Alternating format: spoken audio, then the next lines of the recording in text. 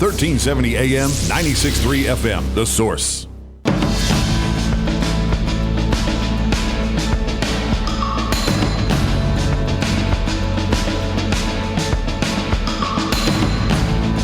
All right, just about 5 minutes after 11 o'clock. I know this listening audience, Robin, and I know that this listening audience is going to like this book. On the 4th of July, 1942, 4 Allied ships traversing the Arctic separated from their decimated convoy to head further north into the ice field of the North Pole, seeking safety from Nazi bombers and U-boats in the perilous white maze of white floes, growlers, and giant bergs. I am reading from the Amazon listing for the book, The Ghost Ships of Archangel, The Arctic Voyage That Defied the Nazis, and it's written by our guest, William Geroux. He's on the phone. I believe he might have been with us before. He's an historian, a researcher, a journalist, a contributor to the Richmond Times-Dispatch, the New York Times, the Associated Press, the Smithsonian, and so many more. And it's an honor to have him on. And again, I know this audience. I'm trying to talk to everybody at once. Yes. One big group of people. Yeah. Because whenever we have a book like this, I know that you really kind of turn up the volume and enjoy the interview. Unfortunately, it's a short one today, so we got to be real quick and make sure we get to the point. William Geroux, good morning, William. How you doing? I'm great. How are you? I'm good. Where are you calling from? Richmond, Virginia.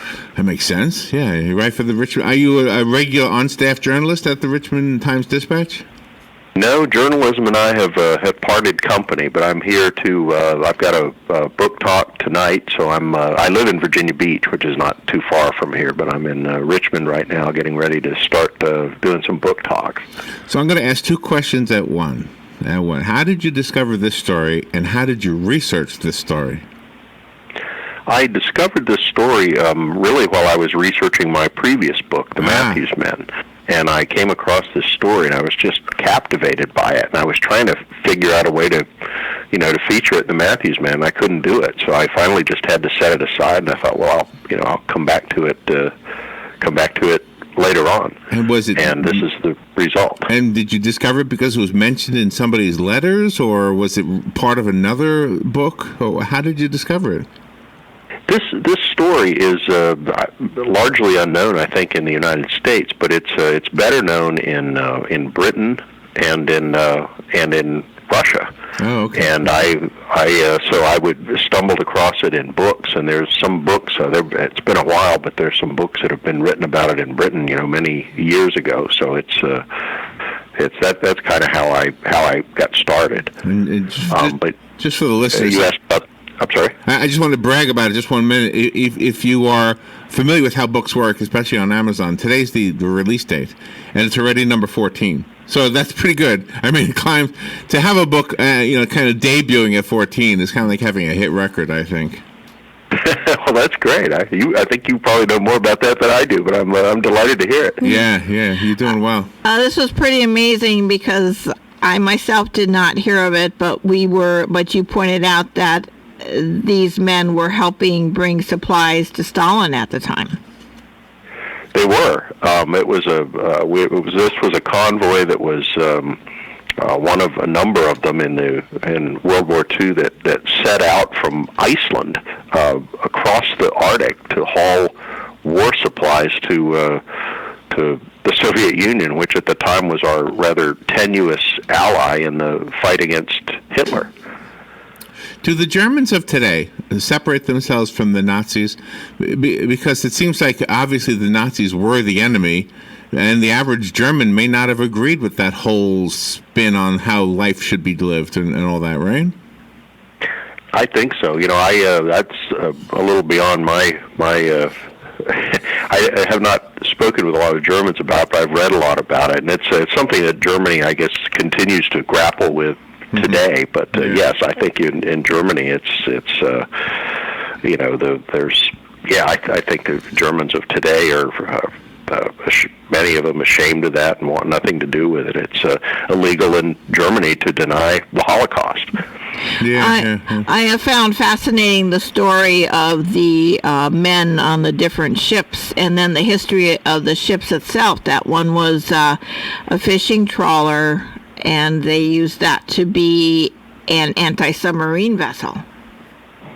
Yes, in that period, particularly early in the war, we were our country and Britain were very low on cargo ships and armed ships to escort cargo ships. So they were pretty much throwing everything they could find that would float into this duty. And some of these ships were, some of the ships in my book were just rust buckets by any definition. And some of the escort ships, one of them, they had fishing trawlers converted into escort ships, with depth charges put on the on the sterns of them. And so it was very much a scramble to find something that could cross the ocean with supplies and vessels that could protect them. And at the same time, they had to be unseen or undetectable or not suspect, right?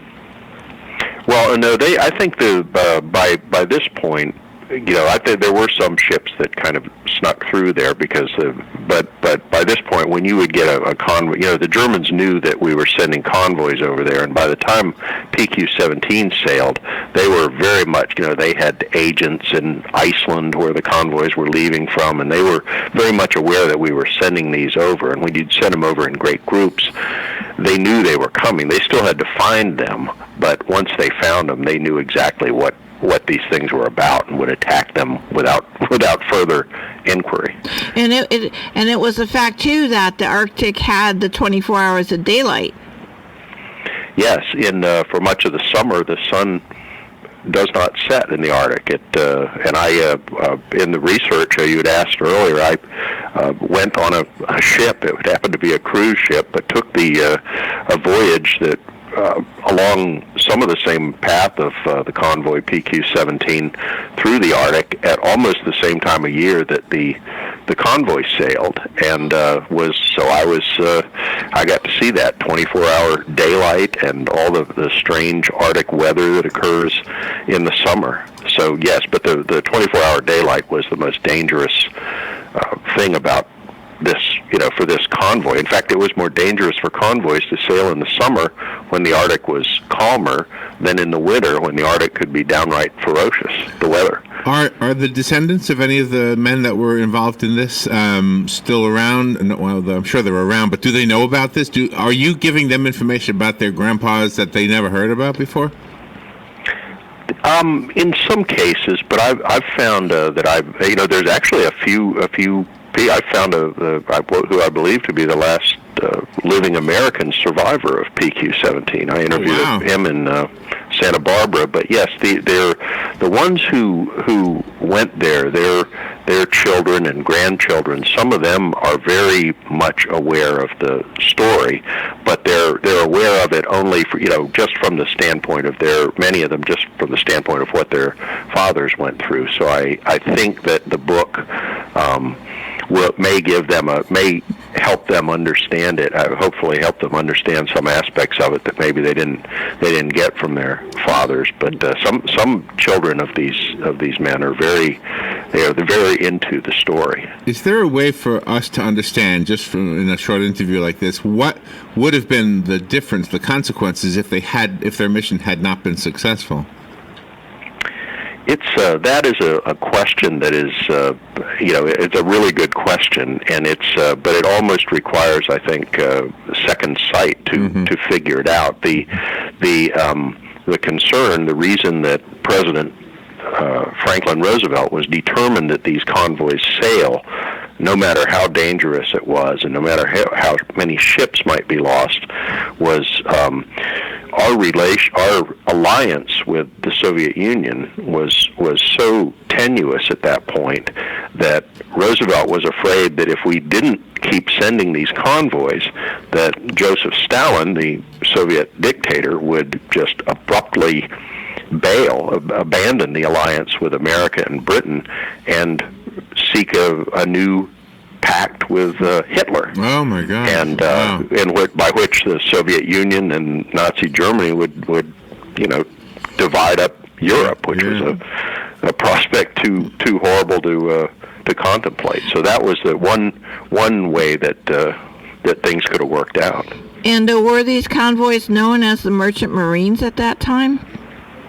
They were the convoys. The men on the convoys, most of them, the men who actually sailed the cargo ships, were merchant mariners, civilians who sailed the ships.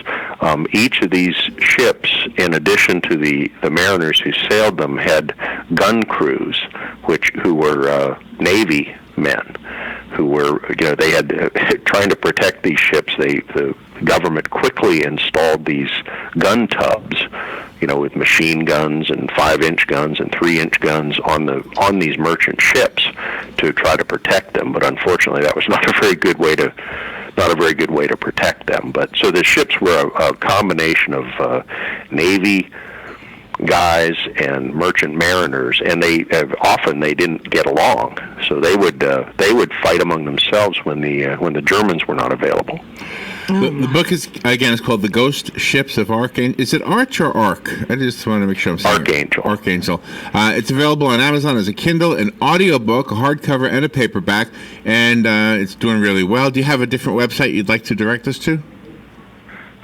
Sure. I have a website, and it's www.williamgeroux.com. That's WILLIAMGEROUX.com.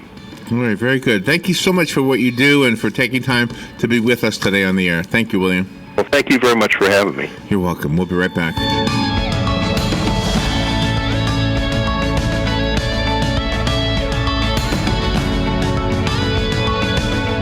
I'm Jennifer, the Executive Director of Palm Garden, and May is a big month in our industry. Today, I brought Annette Lotz with me, the Director of Clinical Services. I'm happy to be here, Jennifer, and in May, we get to celebrate our wonderful nursing staff. They are truly ladies and gentlemen, serving ladies and gentlemen. Yes, they are, Annette, and we are always looking for more excellent, caring nurses.